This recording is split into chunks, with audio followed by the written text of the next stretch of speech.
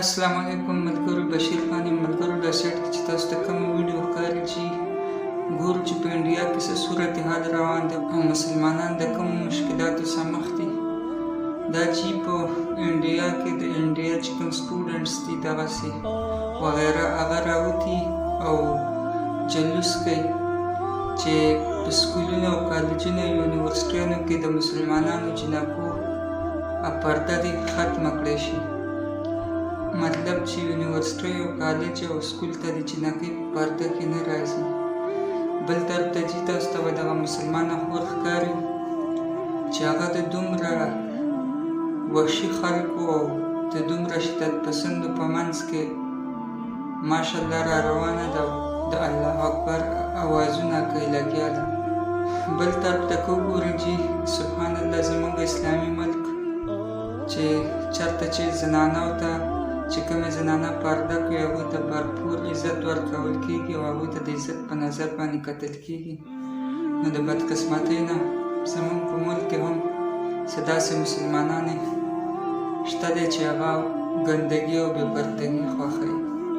لکه دغسې مثال په طور تاسو ته د سیټ کې ښکاري.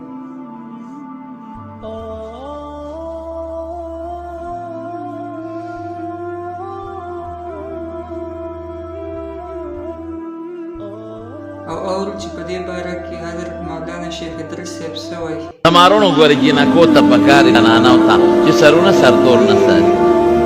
ډېر خلک وایي زمونږ کور کې برکت نشته. دا برکت خو د خدای رحم دی، دا خو د الله را طرف نه یو احسان دی بنده سره او د الله فرشتې خدای پاک را لیږي. نو چې هر کله ستا په کور کې لوپټه نشته، ستا په کور کې د زنانو سرتور دی، ستا په کور کې د زنانو مریس بربنډه ده او ستا په کور کې زنانه نری لباسه چې یو دنې دې وجود ښکاري، نو ته سوچ وکړه د خدای رحم به کوم ځای، د خدای غضب.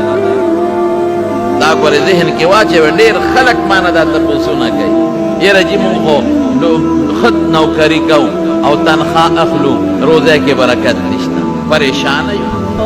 یاره جي تجارت کوو او ډېرې پیسې شکر دې راځي خو برکت نشته، سکون نشته او پریشانی ده.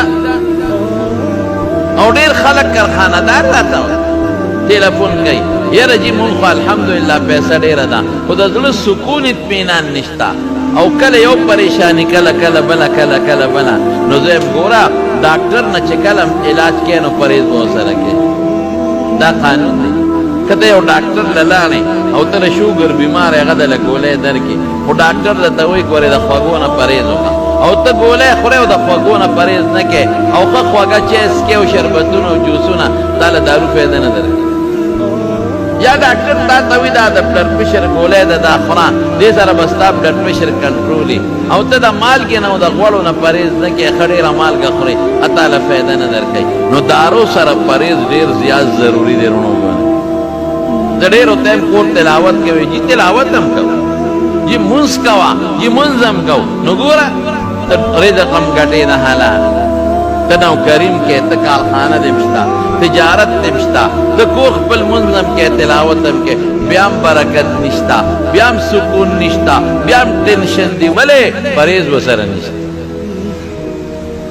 پرهیز به کوې. پرهیز څه دی؟ کور د ګناه نه بچ که کنه.